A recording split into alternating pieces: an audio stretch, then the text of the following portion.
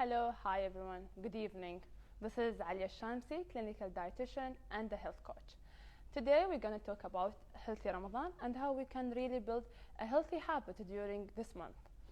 So as I was preparing for this topic, I go through a lot of studies about the entertainment fasting, and it shows so much benefits and good result into health and the human body. But what happens really through the holy month of Ramadan and the result that we see in our community in Ramadan is totally the opposite. So this goes directly to our bad habits that we really practice for years and years during this month. So these habits really build in, and it's become really as let's say a lifestyle of the holy month of Ramadan. So this is what we're really trying to modify during this month, and this year especially, as this year we have the whole situation of staying at home. We have the time to really build a new healthy habits. Fasting is really into too many different cultures and religions through the world, and all come in different, let's say, different targets of fasting. But they are all agree that fasting would really help you to become more disciplined. Plus, it will really help your body to detox from the years past. So, what's really helped us through detoxing our body is drinking a lot of water. Water have shown so much good result into detoxing our body. And basically, when we need to clean anything, we really need to use water to clean anything around us. So this is the same goes to our body. We need to drink a lot of water to really help our body clean itself. So usually we need water to dehydrate ourselves, especially if we used to be hydrated through the years before. And then it will help our body to detox itself from the whatever let's say waste that we do have it. And plus, drinking water should be really into small portions throughout the, let's say, eating days or eating hours through the holy month of Ramadan, or through fasting, however time you choose to fast. So you have to really go water, small quantity throughout the eating hours, because drinking plenty of water, or let's say like 1 liter into one time, it will really not help your body to absorb the water and use it in the good way. And the other way, the water will come in too much, and the body will directly waste it, because it's like you are drawing. So the body don't want to have that effect. So try to have your water in very small quantity and allow it to really be absorbed. Another with the cleaning and detoxing, you really need to have a good energy. You never can clean anything with a low energy. And for ourselves, we have the energy from sleeping. So if you have a very good sleep, and let's say good quality of sleep, and good hours and plenty of sleep, your body will be more able to clean itself and detox itself. So you really have to, let's say, stick to your sleeping hours and try to keep it always the same. Usually in Ramadan, people with the different gathering habits, or with the different, let's say, the lifestyle of Ramadan, people tend to be awake until the early hours of the day. So this habit, it's really not good for our health or for our detoxing, let's say, detoxing target of the Ramadan. So let's just think of that. If you want your body to clean itself, you want your body to burn the fat, you want to have more energy, you have really to sleep well and sleep into the same hours you used to sleep. So as you have more water and you have the energy to clean yourself and detox your body from the inside, this waste will go directly to your intestine in the way to just go out of the body. Here's coming another problem, mainly people facing into the normal days, and especially with fasting, which is constipation. Constipation is really a very huge problem people face, and it's having very bad or negative effect into our health. And basically, preventing the constipation from occur is much easier than treating itself. So how we can prevent it from occurring? Number one, you have to really you have to have more walking or exercise. So to prevent constipation from occurring, number one, you have to have more exercising hours or working out. 30 minutes a day is really enough, 3 times a week. This could really help your body into staying active and staying healthy and prevent the constipation. Other things, you have to really lower your sugar and refined carbohydrate.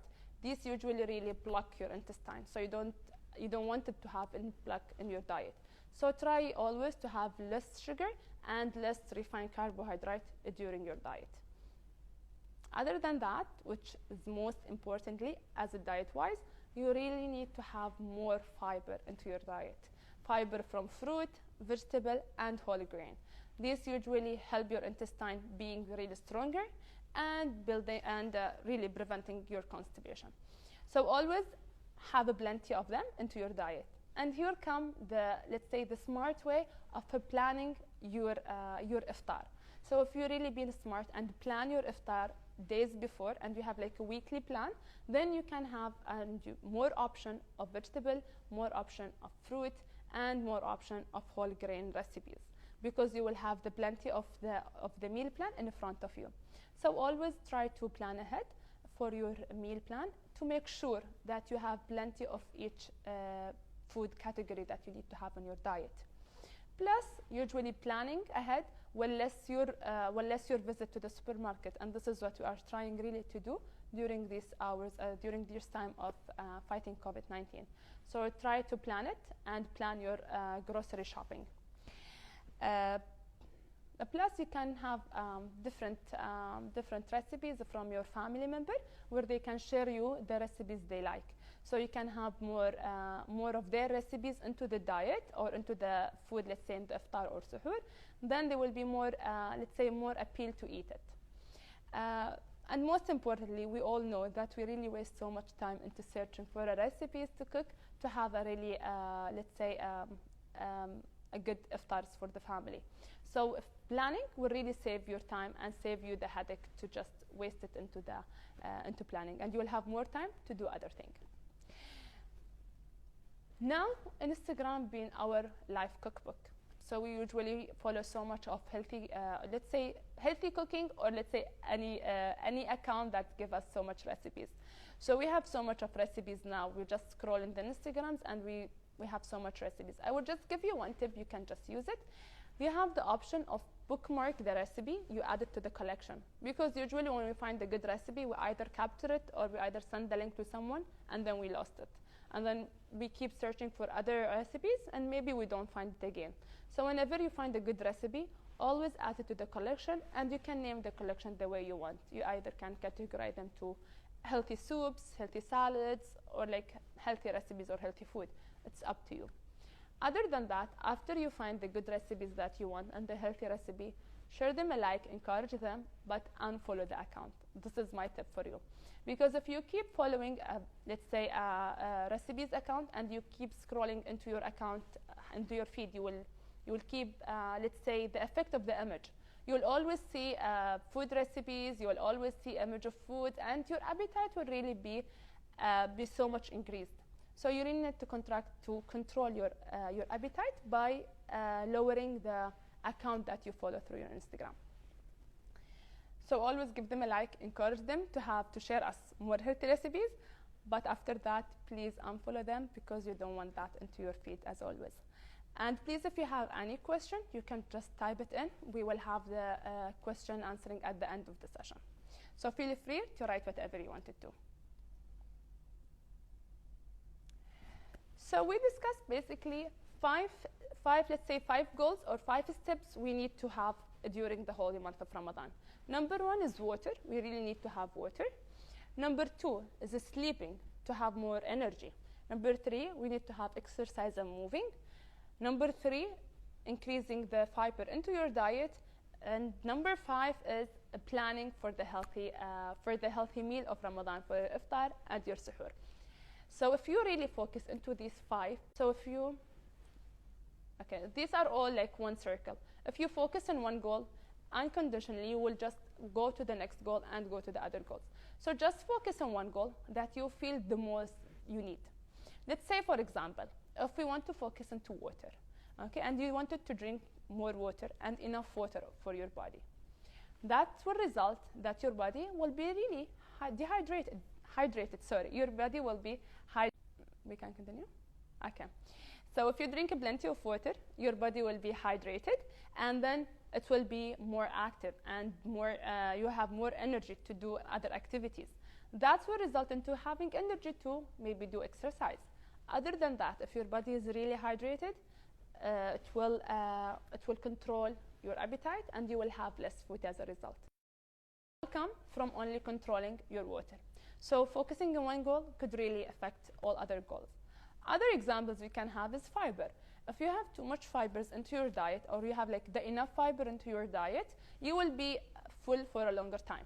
That will result even in less of, let's say, appetite for sugary food, because your body will be full for a longer time.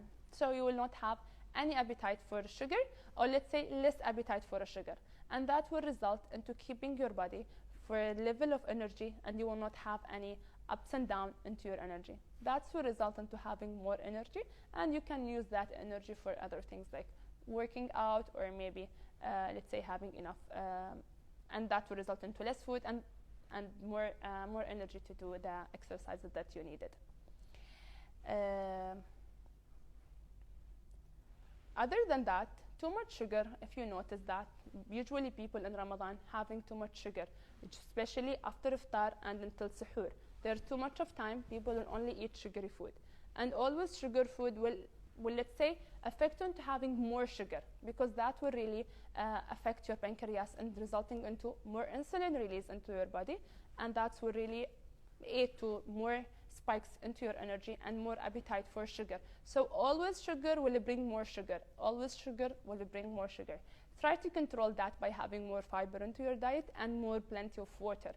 So let's say if you focus more into water, you will not need too much sugar. So you can see like only one goal could really affect so many other goals. You can have it. If you have any question, please share, because you will have time to answer your question by now. And always remember, Ramadan is the time, or let's say Ramadan is a chance for you to really be more calmer and more relaxed, and plus having the power to detox your body and to clean it from inside out. If you have any questions, we will be willing to answer by now. I tried to just give a general, let's say general ideas you can use, or general tips for your Ramadan, or maybe fasting if you want to practice fasting, because as we say before, fasting is really into so many other culture, and so many studies show the benefit of fasting. So you can start either fasting for 12 hours, 13 hours, or 16 hours. It's up to you. But really, fasting is a good experience for you and your body that you should try it. How I can manage the anemic with fasting? Usually, if you have any health condition, anemia or other, you have to really consult your doctor before. But as anemia, that's usually having, let's say, like less iron. So maybe you can just compensate that if you have any supplement you do usually take from your doctor.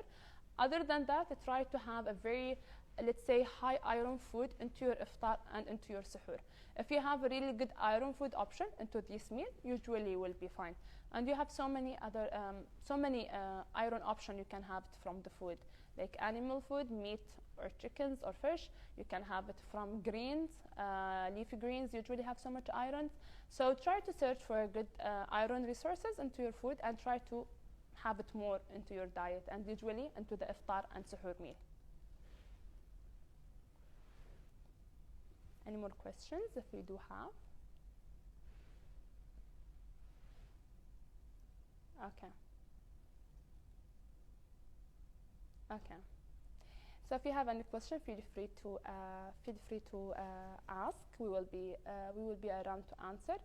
And just to end the topic, always remember that with fasting, we really have the time to detox our body, and we have the time to increase our immunity. Usually, this is the things that we need into this time to have more immunity fighting COVID-19.